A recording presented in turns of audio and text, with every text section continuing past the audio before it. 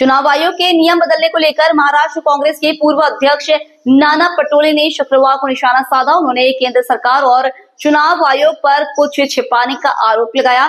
महाराष्ट्र कांग्रेस के पूर्व अध्यक्ष नाना पटोले ने कहा, केंद्र सरकार और चुनाव आयोग कुछ छुपाने की कोशिश कर रही है। चुनाव प्रक्रिया सिर्फ प्रक्रिया नहीं बल्कि लोकतंत्र का एक आधार है और इस आधार को ही कमजोर करने का काम चुनाव आयोग और केंद्र सरकार कर रही है। उन्होंने कहा कि जब हरियाणा एवं पंजाब हाईकोर्ट ने हरियाणा चुनाव के संदर्भ में चुनाव आयोग को उम्मीदवारों को फुटेज उपलब्ध कराने के आदेश दिए थे तो चुनाव आयोग केंद्र की तरफ गई। केंद्र ने 48 घंटों में मूल दस्तावेजों को बदल दिया और चुनाव आयोग का कह दिया कि अब कुछ देने की जरूरत नहीं। 45 दिन में सब कुछ नष्ट किया। उसी आधार पर 30 मई को सभी राज्य के चुनाव आयोग को सूचित किया गया है। चुनाव प्रक्रिया होने के बाद तुरंत सबको नष्ट किया गया। पटोले ने कहा कि ऐसे में केंद्र सरकार लोकतंत्र पर डाले जा रहे डाके को छिपाना चाहती है।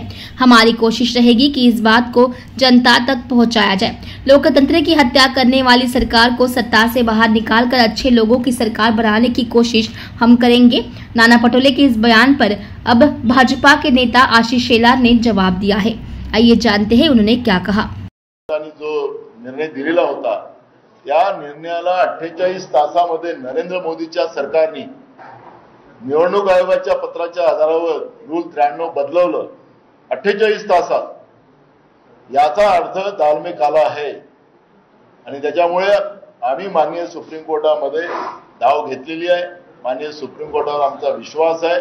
सरकार हे लपवण्याचा प्रयत्न का करते आहे, वस्तुस्थिती का नाही होते, नसेल गडबड तर सांगा, तसं दाखवा आम्हाला काय नेमकं आहे, कोणत्या बूथवर किती मतं झाली, किती लोक लाईन मध्ये होते, हे आम्हाला बघण्याचा अधिकार आहे।